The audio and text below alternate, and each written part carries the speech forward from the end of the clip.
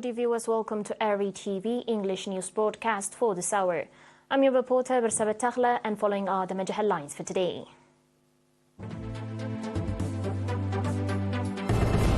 Eritrean delegation participates at facilitative sharing of views. Call made for implementation of development programs in Gash Barka region. Heavy rains and landslides kill 47 in Tanzania. And China's Xi welcomes Belarusian president to Beijing. On your domestic reports, the Eritrean senior delegation led by Mr. Tesfaye Gebreselassie, Minister of Land, Water and Environment, that is participating at the United Nations 28th Global Climate Change Conference that was convened in Dubai on 30 November, participated at the 50th Facilitative Sharing of Views. At the meeting, the Eritrean delegation shared Eritrea's experience for mitigating the effects of climate change through a greening campaign with internal capacity. Mr. Kubrom Asmerom, acting head of environment at the ministry, said that Eritrea, being one of the least countries to release polluted gases, yet it is one of the main victims of climate change. Mr. Kubrom went on to say that in order to address the climate change, Eritrea is engaged in redressing the environment by conducting massive construction of terraces, forestation and reforestation, expansion of reserved lands, as well as development of forestry and wildlife. Engineer Luam Haile also presented 2 years update regarding information gathering and analyzing pertaining to climate change. Minister Tesfaye and other delegation members also responded to inquiries from the attendees. In addition, Minister Tesfaye provided an update on the investments Eritrea is making in smokeless ovens and alternative energy in an effort to stabilize the environment. Eritrea was one of the 15 countries that were selected to share their country's experiences. The governor of the Gash Barka region, Ambassador Mahmoud Ali Hurui, called on the part of the subzonal administrators, public organizations and stakeholders to conduct integrated effort in the implementation of the charted out development programs.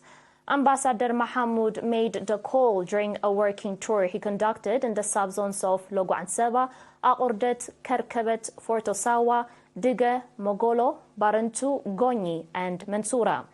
At the meetings he conducted with public representatives and area administrators in the subzones, Ambassador Mahmoud called for due attention to environmental protection, deforestation, and make use of natural resources in their areas and the implementation of development programs. Ambassador Mahmoud further urged area administrators and village coordinators to encourage the residents in their areas to engage in sustainable water and soil conservation activities with a view to boost agricultural production, as well as environmental sanitation activities to control the prevalence of communicable diseases that may occur due to lack of sanitation. The participants of the meetings said that such meetings will have significant contribution in addressing the challenges the residents are facing from time to time and called for their sustainability.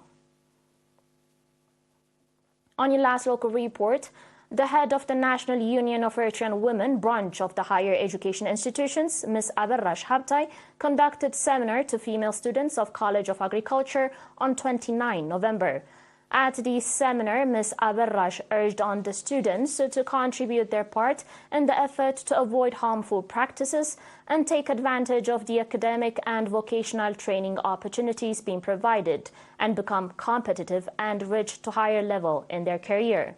Indicating that if opportunities used properly, they could be advantageous, Ms. Aberrash called on the students to avoid under-nationalist sentiments, not to give up to challenges, and become free from peer group impediments and ensure their future.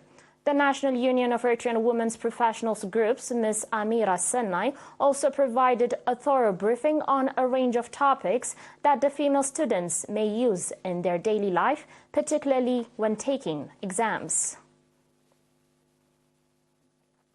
The viewers will be back with your international reports and more after the short break.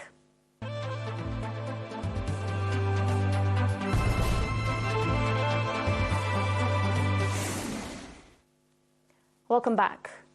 According to local officials, severe flooding and landslides have killed at least 47 people and wounded 80 others in northern Tanzania. It happened near the slopes of Mount Hanang, where President Samia Hassan has now deployed national security forces to help rescue efforts. Homes and infrastructures were also damaged by the adverse weather. Flooding is said to be the greatest natural hazard in Tanzania, affecting tens of thousands of people each year. East Africa has been severely hit by floods and landslides in 2023, partly because of the El Niño weather phenomenon. On today's final report, China is willing to continue strengthening its strategic cooperation with Belarus. President Xi Jinping was cited saying after meeting with Belarusian President Alexander Lukashenko.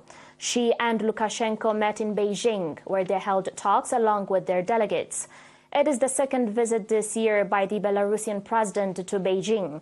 Local media reported that Xi told Lukashenko that both countries should improve cross-border transport facilitation and promote economic and trade ties as well as people-to-people exchanges. The Chinese leader also said Beijing and the Eastern European country should implement projects such as the China-Belarus Industrial Park and promote industrial cooperation. Dear viewers, you're still watching us on ERi-TV, and now a very quick recap of the major headlines. Eritrean delegation participates at facilitative sharing of views. Call made for implementation of development programs in Gash Barka region. Heavy rain and landslides kill 47 in Tanzania. And China's Xi welcomes Belarusian president to Beijing. Dear viewers, that was it for today. Thanks for watching.